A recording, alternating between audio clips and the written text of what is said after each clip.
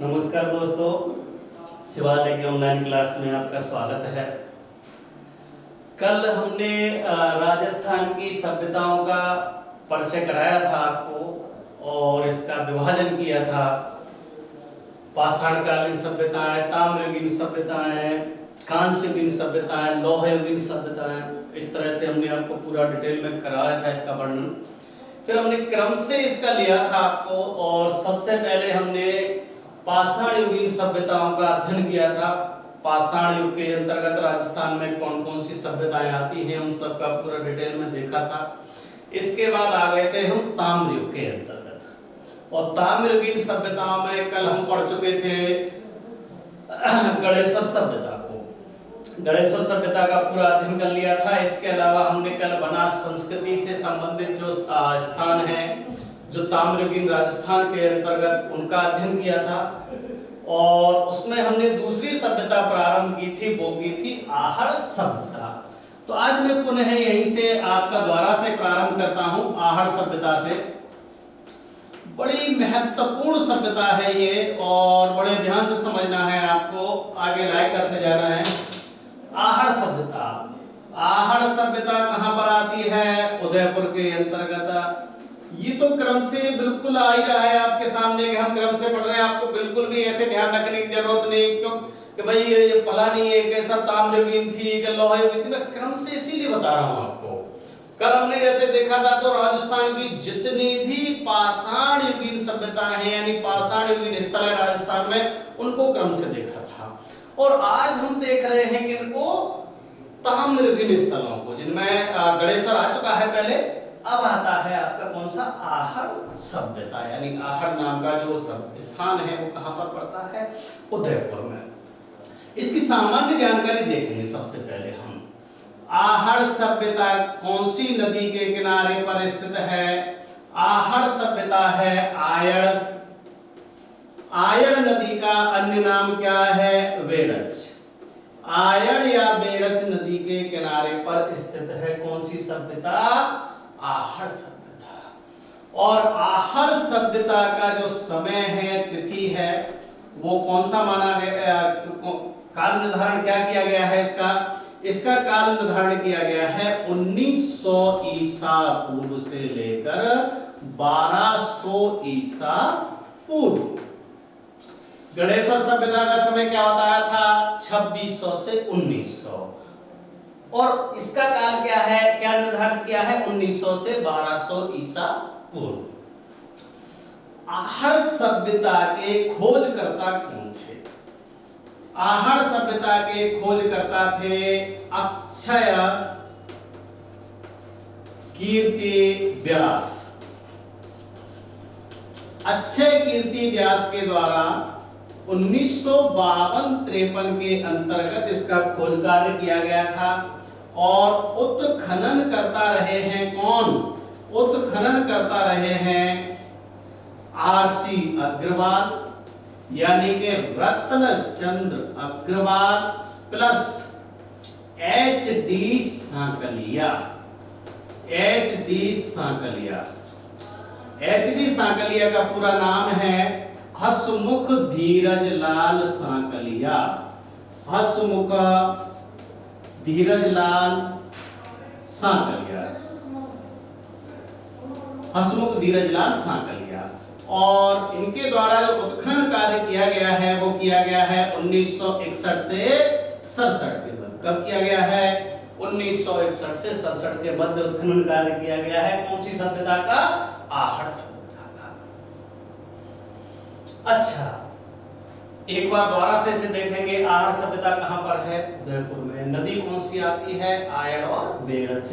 तिथि क्रम क्या है इसका? 1900 से 1200 ईसा पूर्व। खोज करता है अक्षय कीर्ति व्यास 1952 से 53 के मध्य और इसका उत्खनन यानी कि खुदाई कार्य किया गया था यहाँ पर किसके निर्देशन में? आरसी अग्रवाल और एचडी सांकलिया, हसमुख धीरजलाल सांकलिया के द्वारा 1961 से लेकर के 67 ईस्वी तक। अच्छा, ये जो सभ्यता है आहड़ सभ्यता कैसी सभ्यता के अंतर्गत गिनी जाती है? आहड़ सभ्यता आती है दोस्तों ग्रामीण सभ्यता के अंतर्गत। ये ग्रामीण सभ्यता है, ये ग्रामीण सभ्यता के अंतर्गत गिनी जाती है आड़ सभ्यता। ध्यान रखना, आगे हम कांस्ययुगीन स्थल पढ़ेंगे कालीबंगा, तो कालीबंगा आएगा किसके अंतर्गत? कालीबंगा नगरीय है, और कालीबंगा हमारे राजस्थान की प्राचीनतम नगरीय सभ्यता के अंतर्गत आती है, और ये आएगी हमारी कैसी सभ्यता है? ग्रामीण सभ्यता। तो ये तो हुआ इसका क्या, एक सामान्य परिचय, सामान्य परिचय। अभी और भी इससे संबंधित अभी आगे देखेंगे हम उपनाम, इससे संबंधित प्रमाण। तो ये यहां तक आपके समझ में आ गया होगा। अब देखिए इसके कई उपनाम हैं। आहड़ सभ्यता के उपनामों की बात, इसे एक तो क्या कहा जाता है? ताम्रवती नगरी। ताम्रवती नगरी हमारे राजस्थान की कई परीक्षाओं के अंतर्गत, चाहे आरपीएससी हो या अन्य परीक्षा हो, उनके अंतर्गत कई बार प्रश्न पूछा जा चुका है, इस सेकंड ग्रेड में भी आ चुका है कि ताम्रवती नगरी के नाम से कौन सी सभ्यता को जाना जाता है? आहड़ को। क्योंकि कॉपर के सबसे अधिक राजस्थान के अंतर्गत जो प्रमाण मिले हैं वो कहां पर मिले हैं? आहड़ के अंतर्गत मिले हैं। अच्छा, इसके अलावा इसके अन्य जो नामों की बात करें, इसका एक और उपनाम दिया जाता है आघाटपुर, या इसे आघाटपुर, और एक और दे देते हैं इसी के नाम से आघाट दुर्ग। आघाट दुर्ग यहां पर मतलब कोई आघाटपुर नाम से नगर और यहां पर दुर्ग मिला है, तो इसके आधार पर इसे आघाटपुर और आघाट दुर्ग के नाम से भी संबोधित किया जाता है। किसको? आहड़ सभ्यता को। ठीक है ना, आहड़ सभ्यता को। और हम बात करें यदि यहाँ पर इसका स्थानीय नाम, जिसे उपनाम और स्थानीय नाम भी बोल सकते हैं, धूलकोट सभ्यता। धूलकोट यानी कि ये इस तरह से भी प्रश्न पूछा जा सकता है कि धूलकोट किस सभ्यता का स्थानीय नाम है? स्थानीय नाम, स्थानीय नाम का मतलब है वहां की बोलचाल की भाषा में बोला जाने वाला, इसे धूलकोट के नाम से भी जाना जाता है। अच्छा, एक और इसे कहा जाता है कोठगोर की सभ्यता। कोठगोर की सभ्यता। अभी एक को हम दोबारा से देखेंगे, इनका तात्पर्य क्या है। आगा इसको उपनाम है ताम्रवती नगरी, यानी कि तांबे के सबसे अधिक प्रमाण मिले हैं, इसलिए कहा जाता है इसे ताम्रवती। यहां पर ध्यान रखना है आपको, तांबे का प्राचीनतम प्रमाण तो कहां से मिला है? गणेश्वर से। लेकिन तांबे के सबसे अधिक प्रमाण मिले हैं कहां पर? आहड़ में, इसलिए इसे कहा जाता है ताम्रवती नगरी। आघाटपुर या आघाट दुर्ग, ये आघाटपुर या आघाट दुर्ग के नाम से स्थान मिले हैं, इसलिए इनका ये नाम दे दिया गया है। धूलकोट इसका स्थानीय नाम है। और कोठगोर सभ्यता का अर्थ क्या हुआ? देखो, प्राचीन काल के अंतर्गत क्या है, आज भी हमारे, हम तो खैर नहीं है, लेकिन गांव के अंतर्गत आपने देखा होगा अनाज वगैरह भरने के लिए मिट्टी की जो ओबरियां, कोठियां बनाई जाती थी अनाज भरने के लिए। तो यहाँ पर क्या है, हमें बहुत सारी यानी कि मिट्टी से बनी हुई ओबरियां, कोठियां मिली हैं, तो इसलिए इसे इतिहासकारों ने एक और अन्य नाम दिया है, वो नाम दिया है कोठगोर की सभ्यता। तो ये हो गए इसके क्या उपनाम? ताम्रवती नगरी, आघाटपुर, आघाट दुर्ग, धूलकोट और कोठगोर की सभ्यता। ठीक है ना। अब यहां से अब देखेंगे भाई इसका हम क्या क्या प्रमाण मिले हैं, क्या है आहड़ के अंतर्गत, यहां पर हम चर्चा करेंगे प्रमाण। आहड़ में हमें प्रमाण क्या मिलते हैं आहड़ के अंतर्गत? तो देखिए, पहले तो इसका एक चीज ध्यान रखना, जैसा कि मैंने बताया कि एक तो ग्रामीण सभ्यता के अंतर्गत आती है। आहड़ सभ्यता के 3 स्तर मिले हैं। कितने? 3 स्तर। 3 स्तर हैं इसके, 3 स्तरों में मिली है ये 3 स्तर। 3 स्तरों में बात करें, पहले स्तर के अंतर्गत तो क्या है, स्फटिक पत्थरों की या स्फटिक पाषाण उपकरणों की अधिकता। स्फटिक पाषाण उपकरणों की अधिकता,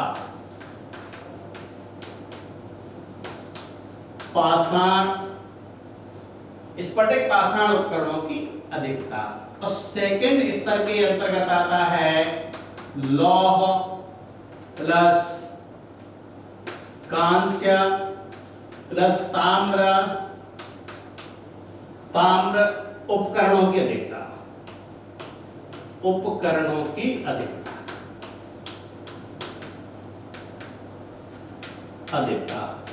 और तीसरा जो स्तर है, तीसरा स्तर मिला है, वहां पर मिली है मृद भांडों की अधिकता। यानी यहां पर मृद भांड मिले हैं, मृद भांड यानी के मिट्टी के बर्तन अधिकता। और मैं आपको बता दूं, मृद भांड जो मिले हैं यहां पर आहड़ के अंतर्गत लाल और काले रंग के मिले हैं। कालीबंगा और आहड़ दोनों के अंतर्गत ही लाल और काले रंग के मृद भांडों की अधिकता है, मिट्टी के बर्तन मिले हैं। वैसे ध्यान रखना है यहाँ पर आपको, आहड़ सभ्यता के कितने स्तर हैं? 3 स्तर। पहले स्तर के अंतर्गत स्फटिक पाषाण उपकरणों की अधिकता, और फिर आता है लौह कांस्य और ताम्र उपकरणों की अधिकता, और तीसरा है मृद भांड की अधिकता। ये तो 3 स्तरों की चर्चा हो गई हमारी। अब यहाँ पर देखिए क्या क्या मिलता है। और प्रमाणों के अंतर्गत हम बात करें आहड़ में, आहड़ के अंतर्गत 40 तांबे की क्या मिली हैं? खदान मिली है। 40 तांबे की खान मिली है, खान मिली है। देखो मैं अभी आपको बता रहा था कि आहड़ सभ्यता को क्या कहा जाता है? ताम्रवती नगरी कहा जाता है। अब आपकी समझ में आ गया होगा ताम्रवती नगरी क्यों कहा गया है। अब देखिए 40 यानी कि एक साथ 40 यहाँ पर क्या मिली है? तांबे की खान मिली है। 40 तांबे की खान मिली है। अच्छा, और यहाँ पर प्रमाणों में बात करें, एक साथ 6 चूल्हों का प्रमाण मिला है। चूल्हों का प्रमाण 6 चूल्हों का प्रमाण, इसका अर्थ होता है भाई, सबसे इंपॉर्टेंट जो चीज हमें ध्यान रखनी है वो क्या है? संयुक्त परिवार का प्रमाण होता है। संयुक्त, हमें यहाँ पर ज्यादातर ऐसे घर मिले हैं जिन घरों के अंतर्गत एक साथ 6 चूल्हों का प्रमाण मिला है।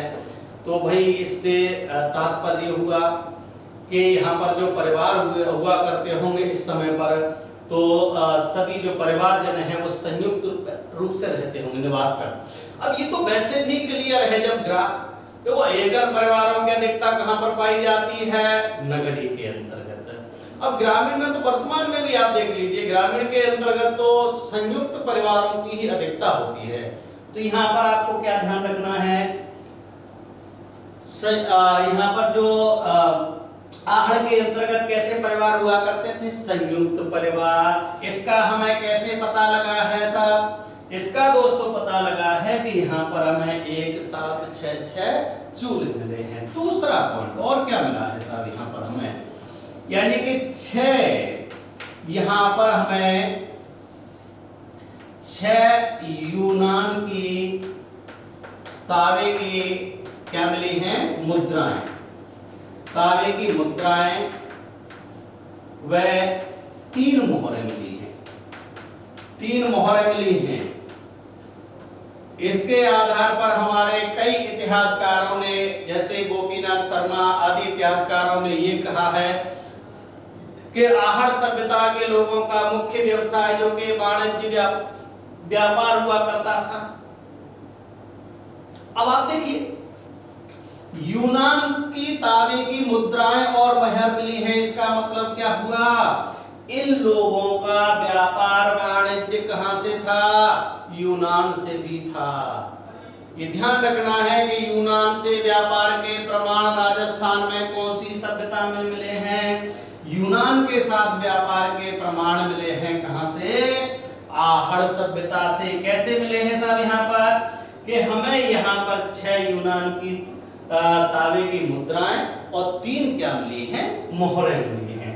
ठीक है ना? तो एक बार इसको आप दोबारा से देख लीजिए। कितने स्तर में मिली है ये सभ्यता? 3 में। स्फटिक पाषाण उपकरणों की अधिकता, लौह कांस्य ताम्र उपकरणों की अधिकता और मृद भांडों की अधिकता। ठीक है ना। अब यहाँ पर आगे हम बात करें इसमें तो क्या क्या मिला है? 40 तांबे की खान मिली है, एक साथ 6 चूल्हों का प्रमाण मिला है जो किसका प्रतीक है? संयुक्त परिवार को बताता है। और 6 तांबे की मुद्राएं व 3 क्या मिली है? मोहर मिली है। आगे हम अन्य प्रमाणों की बात करें यहाँ पर तो देखिए बिना हत्थे वाला ईरानी जलपात्र मिला है। ईरानी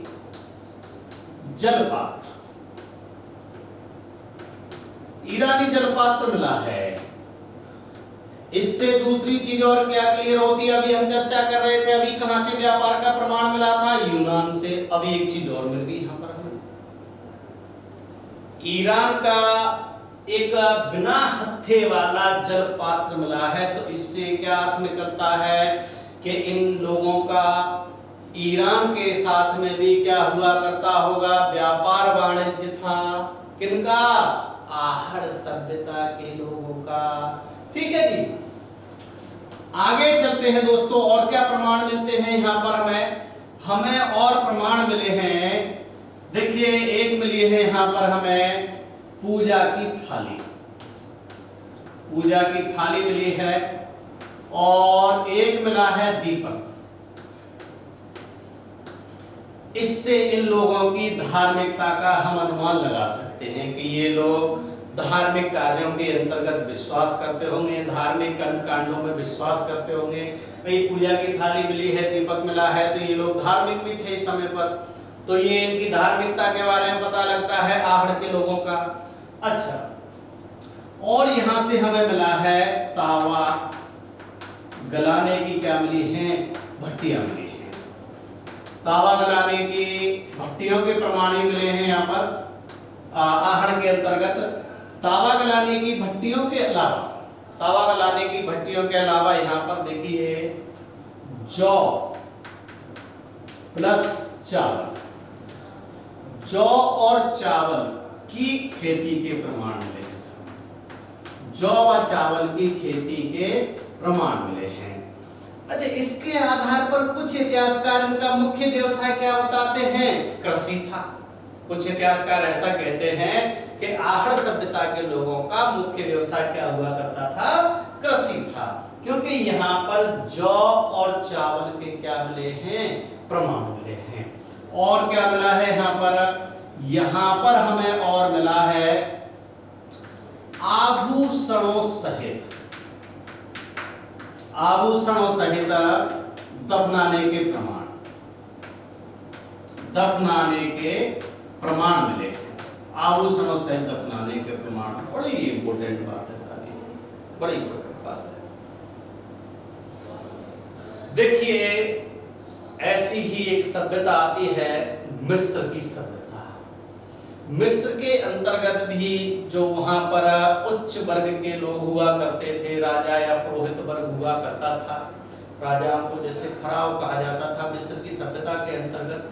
तो जब उनको दफनाया जाता था मिस्र में, तो उनको भी आभूषणों के साथ सारे आभूषण और काफी मात्रा में भोजन सामग्री आदि बहुत सारी चीजें रख करके और उनको दफनाया जाता था। वहां पर तो और भी कई प्रक्रिया थी, जैसे उनके शरीर पर विशेष रासायनिक पदार्थों का लेप किया जाता था जिससे उनका शरीर है वो डैमेज नहीं होता था, क्योंकि उन लोगों की मान्यता ये थी कि जो आत्मा है, आत्मा इस शरीर के अंतर्गत पुनः प्रवेश करेगी। तो जो उनकी जो समाधियां हुआ करती थी उन्हें पिरामिड कहा जाता है। तो ऐसे प्रमाण, मतलब मैं ये बताना चाह रहा हूं आपको कि ऐसे प्रमाण हमें मिस्र के अंतर्गत और मिले हैं। वहां पर जैसे आभूषणों सहित दफनाते थे लोग, तो यहाँ पर भी हमें कैसे प्रमाण मिले हैं? आभूषणों के साथ दफनाने के प्रमाण मिले हैं। और जो ये दफनाते थे ये लोग, दफनाने का इनका जो था वो कैसे दफनाते थे? उत्तर दक्षिण दिशा में। उत्तर दक्षिण दिशा के अंतर्गत दफनाते थे।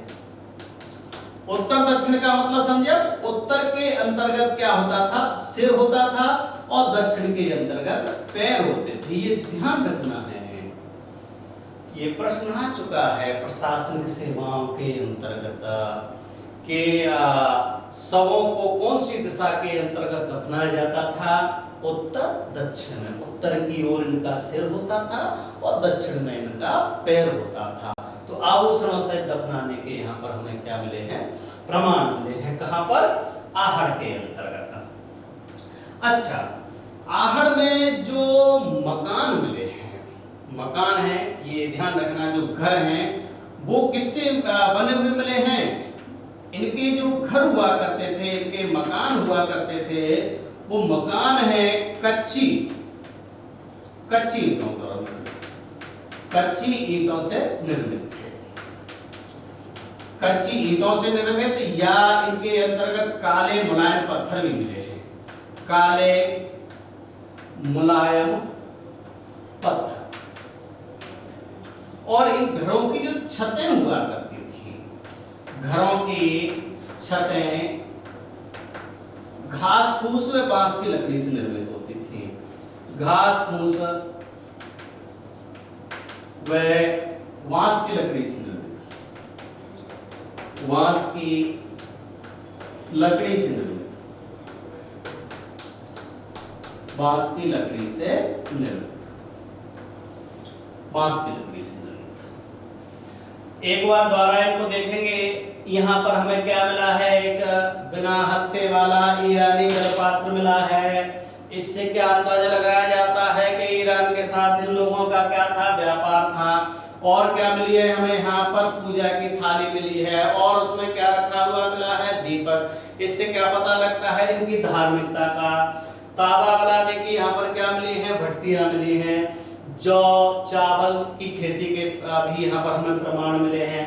और ये दफनाते थे, कैसे दफनाते थे, आभूषणों सहित, आभूषण सहित दफनाने के इनके प्रमाण मिले हैं। अच्छा, दिशा का ध्यान रखना है, कौन सी दिशा के अंतर्गत दफनाया जाता था, उत्तर दक्षिण। उत्तर में इनका सिर होता था, दक्षिण में इनका पैर होता था। ओके। अच्छा, मकान किससे निर्मित है, कच्ची ईंटों से निर्मित, और कच्चे मुलायम पत्थरों का भी प्रयोग किया गया है। और जो घरों की जो छतें हुआ करती हैं वो किससे निर्मित होती थी, घरों की छतें थी किससे, घास फूस व बांस की लकड़ियों से निर्मित होती थी। अब हम बात करें आहड़ के अंतर्गत अन्य प्रमाणों में, तो अन्य प्रमाणों के अंतर्गत हमें रंगाई और छपाई के प्रमाण मिले। रंगाई छपाई, रंगाई छपाई के प्रमाणों में हम बात करें तो ठप्पा जो छपाई है, ठप्पा छपाई है, ठप्पा छपाई के यहाँ पर हमें प्रमाण मिलते हैं। ठप्पा छपाई का मतलब होता है जिसके अंतर्गत ब्लॉक बना करके और रंग भरा जाता है और फिर उनको दाब दे करके कपड़े पर छापा जाता है। तो इस तरह की जो कि छपाई के यहाँ पर क्या मिले हैं, प्रमाण मिले हैं। और यहाँ पर रंगाई छपाई के अलावा आहड़ सभ्यता के अंतर्गत हम बात करें मिट्टी से निर्मित, मिट्टी से निर्मित बैल की आकृति मिली है। मिट्टी से निर्मित बैल, बैल की आकृति मिली है मिट्टी से निर्मित। प्लस इसके अलावा एक चीज और मिली है यहाँ पर, पत्थर के चक्की के पार्ट, पत्थर के चक्की के पार्ट। तो ये चीजें हैं जो हमें आहड़ सभ्यता से प्राप्त होती है। एक बार इसको दोबारा से रिवाइज करेंगे 2 मिनट के लिए आहड़ सभ्यता को मौखिक रूप से। आहड़ सभ्यता कहां पर आती है, उदयपुर में। नदी कौन सी आती है, आयड़ और या बेड़च। आहड़ सभ्यता का खोज कार्य किसने किया है, अक्षय कीर्ति व्यास। उत्खनन कार्य किसके द्वारा किया गया है, आरसी अग्रवाल, एचडी सांकलिया। अच्छा, कौन से काल की सभ्यता है ये सभ्यता है आपकी ताम्रगिन। ये हम ताम्रगिन पढ़ रहे हैं तो इसमें दिक्कत नहीं है आपको। कैसी है ये, ग्रामीण सभ्यता के अंतर्गत आती है। उपनाम इसके क्या है, उपनाम के अंतर्गत हम बात करें इसको ताम्रवती नगरी कहा जाता है। धूलकोट कहा जाता है, आघाटपुर है, आघाट दुर्ग है, कोटपुर की सभ्यता।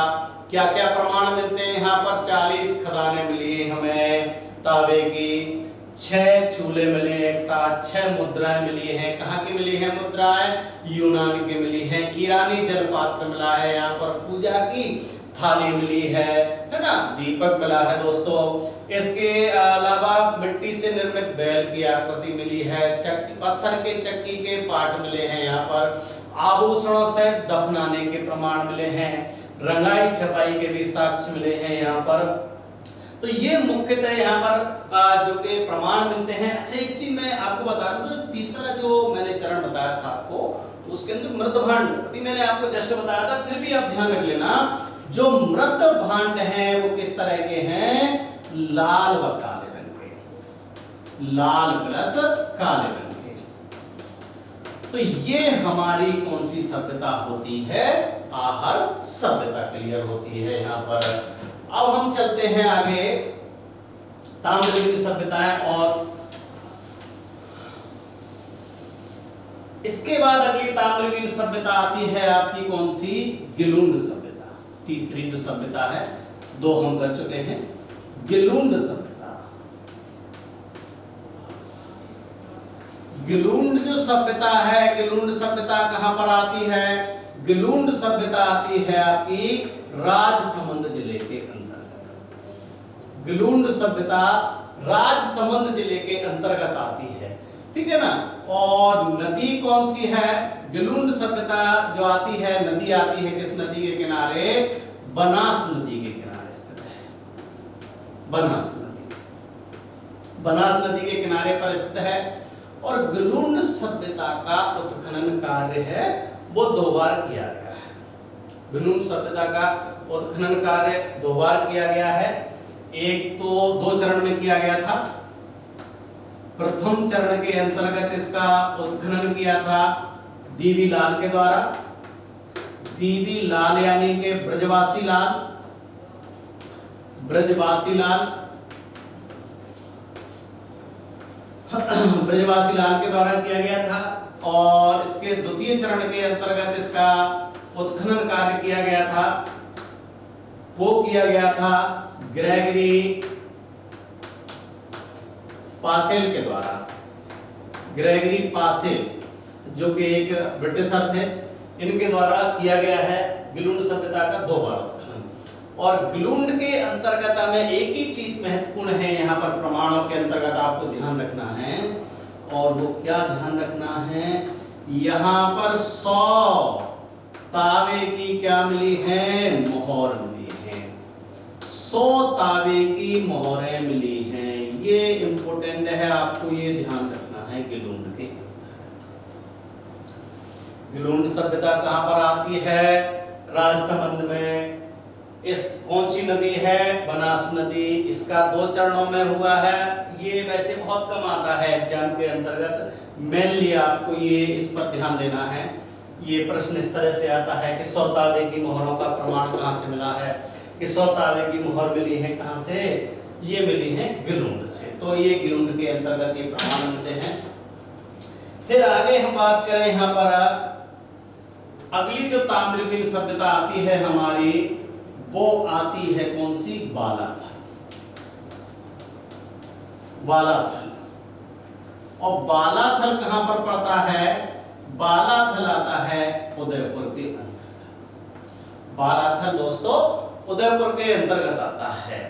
और बालाथल जो स्थान है, एक चीज मैं यहां पर आपको बता दूं, ताम्र पाषाणिक स्थान है।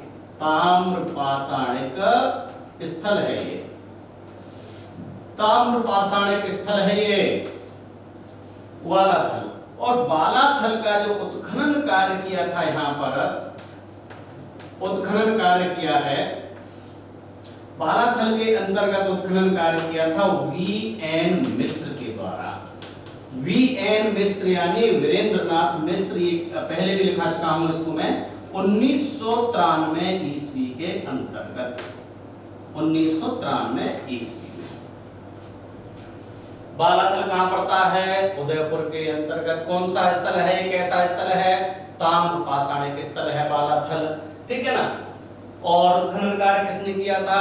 V.N. मिश्र के द्वारा उत्खनन कार्य किया गया है। अब यहाँ पर प्रमाण क्या मिला है साहब? दोस्तों क्या प्रमाण मिला है ये इंपॉर्टेंट है, ये ध्यान रखना है, वेरी इंपॉर्टेंट क्वेश्चन, ये कई बार आ चुका है यहाँ पर। ये यहाँ पर बालाथल के अंतर्गत मिला है सूती कपड़े का प्राचीनतम साक्ष्य। सूती कपड़े का प्राचीनतम साक्ष्य मिला है यहाँ पर हमें, सूती कपड़े का प्राचीनतम साक्ष्य हमारे राजस्थान के अंतर्गत। यहाँ पर ध्यान रखना, आपको बता देता हूं मैं, 2 जगह पर सूती कपड़े का साक्ष्य मिला है। सबसे प्राचीन, सबसे पहले तो मिला है कहां पर? बालाथल में। और जो सेकंड जो मिलता है एविडेंस सूती कपड़े का, वो मिला है कहां पर हमें? बैराट, बैराट यानी जयपुर के अंतर्गत। वो द्वितीय साक्ष्य सूती कपड़े का, द्वितीय साक्ष्य मिला है सूती कपड़े का, द्वितीय साक्ष्य सूती कपड़े का मिला है कहां पर? सूती कपड़े का बैराट के अंतर्गत, बैराट, बैराट यानी जयपुर, जयपुर के अंतर्गत यहाँ पर द्वितीय साक्ष्य है सूती कपड़े का। तो बालाथल में ये बालाथल से संबंधित प्रमाण है। गिलोंड सभ्यता कहाँ आती है? गिलोंड सभ्यता आती है आपकी राजसमंद में। नदी आ गई कौन सी? बनास नदी आ गई। इसका कितने चरणों में हुआ है? 2 चरणों में। पहले चरण का बीवी लाल, दूसरे चरण का ग्रेगरी पासन। और यहाँ पर क्या मिला है? 100 तांबे की मोहरें मिली हैं। बालाथल, बालाथल कहाँ आता है? उदयपुर में। कौन, कैसा स्थल है ये? ताम्र पाषाणिक स्थल है। ताम्र पाषाणिक का अर्थ हुआ कि यहाँ पर कॉपर के भी प्रमाण मिले हैं प्लस स्टोन एज यानी के पाषाण युग के भी यहाँ पर एविडेंस मिले हैं, प्रमाण मिले हैं, इसलिए इसे ताम्र पाषाणिक युग के अंतर्गत सम्मिलित किया जाता है। उत्खनन कार्य किसने किया है? V.N. मिश्र 1993 के अंतर्गत। V.N. मिश्र का मतलब हो गया वीरेंद्रनाथ मिश्र के द्वारा। क्या है एविडेंस? बड़ा इंपॉर्टेंट है, ध्यान रखना है इसको। आप 2-3 स्टार लगा सकते हैं इस पर। V.N. मिश्र यानी कि यहाँ पर मिला है सूती कपड़े का साक्ष्य। और दूसरा साक्ष्य कहाँ पर मिला है? दूसरा साक्ष्य मिला है बैराट, बैराट यानी के जयपुर के अंतर्गत। ताम्र पाषाणिक के अंतर्गत अब अगली सबको ताम्रयुगीन में अगली जो सभ्यता आती है आपकी, वो आती है कौन सी? ओजियाना। ओजियाना, ओजियाना सभ्यता है। और ये ओजियाना कहां पर है? ओजियाना आता है आपका कहां पर? भीलवाड़ा में। ओजियाना नाम का जो स्थान है ये मिला है भीलवाड़ा के अंतर्गत। और नदी कौन सी है यहाँ पर? नदी आएगी साहब आपकी बनास। दोस्तों बनास नदी के किनारे स्थित है ये कौन सी सभ्यता? ओजियाना सभ्यता, बनास नदी के किनारे। ओजियाना के अंतर्गत प्रमाण क्या मिला है? ओजियाना के अंतर्गत प्रमाण मिला है ताम्र निर्मित गाय, ताम्र निर्मित गाय, गाय की मूर्ति। अच्छा, अब यहां पर एक चीज ध्यान रखना, ताम्र निर्मित गाय की मूर्ति तो कहां से मिली है? ओजियाना से। लेकिन ताम्र निर्मित वृषभ, वृषभ यानी के बैल की मूर्ति, वो मिलेगी कहां से? कालीबंगा से। दोनों डिफरेंट है, इसे ध्यान रखना, यहाँ पर भ्रमित मत होना। ताम्र निर्मित गाय तो मिली है कहां से? ओजियाना से। और ताम्र निर्मित वृषभ यानी के बैल की मूर्ति मिलती है कहां पर? कालीबंगा के। लेकिन कालीबंगा का किसमें आएगा? कांस्ययुगीन सभ्यता के अंतर्गत। अन्य ताम्रयुगीन स्थलों की हम बात करें तो अगला स्थल आता है कुराडा। कुराडा कहां पड़ता है? कुराडा पड़ता है नागौर के अंतर्गत। कुराडा नागौर में है। और इसको क्या संज्ञा दी जाती है? कुराडा को इसको संज्ञा दी जाती है औजारों की नगरी की संज्ञा दी जाती है, औजारों की नगरी। औजारों की नगरी कहा जाता है इसको।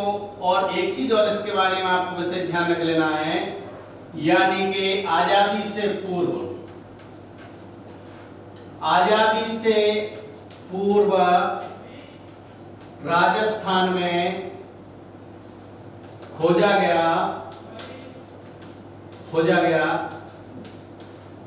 प्रथम ताम्रयुगीन स्थल, प्रथम ताम्रयुगीन स्थल, प्रथम ताम्रयुगीन स्थल है ये। 1934 के अंतर्गत इसका खनन कार्य हुआ है, खोजा गया है। तो ये विशेष चीज है कि यहाँ पर ध्यान रख लेना। अन्य ताम्रयुगीन सभ्यताओं का उनके केवल स्थान ध्यान रख लें, उनके अंतर्गत कोई इंपॉर्टेंट नहीं है। एक तो आती है आपकी मारमी, जैसे अभी हमने लिखाई थी, मारमी चित्तौड़ में आ गया आपका, मारमी चित्तौड़। मारमी के अलावा आ गया आपका पूगल, एक पूगल है, पूगल पड़ता है बीकानेर, बीकानेर। एलाना एक आती है एलाना, एलाना आता है जालौर के अंतर्गत, एलाना जालौर में है। और एक स्थान और है झाडोल, झाडोल आता है कहां पर, उदयपुर। तो ये हमारे राजस्थान के अंतर्गत महत्वपूर्ण ताम्रयुगीन स्थल है, महत्वपूर्ण ताम्रयुगीन स्थल। ओजियाना, कुराड़ा, मारमी, पूगल, एलाना, झाडोल। देखिए ताम्रयुगीन के अंतर्गत मैं आपको बता दूं, विशेष दोस्तों आपको ध्यान रखना है, जो सबसे ज्यादा प्रश्न आते हैं हमारे, तो वो या तो गणेश्वर सभ्यता से, ताम्रयुगीन की बात कर रहा हूं मैं, गणेश्वर से या आहट से। सबसे इंपॉर्टेंट ये दो सभ्यता है, गणेश्वर और आहट। इनमें इनको भी आपको से ध्यान रखना है, एक एक पॉइंट है इनके अंतर्गत, तो ये भी आपको विशेष ध्यान रखनी है। तो ये आपकी ताम्रयुगीन सभ्यता है, ताम्रयुगीन सभ्यता और हमारी पाषाण युगीन सभ्यता है, दोनों यहाँ पर कंप्लीट हो चुकी हैं, ताम्रयुगीन और पाषाण। अब इसके बाद में जो आती है आपकी कांस्ययुगीन और लौह युगीन। कल हम जो पढ़ेंगे कांस्य युगीन सभ्यताओं को, कांस्य युगीन सभ्यता के अंतर्गत कौन कौन सी आती है, क्या आती है, कल हम उनका अध्ययन करेंगे। धन्यवाद दोस्तों, लाइक कीजिए, शेयर कीजिए, और कोई भी समस्या हो, कोई बात हो तो कमेंट भी जरूर हमें बताइए। धन्यवाद।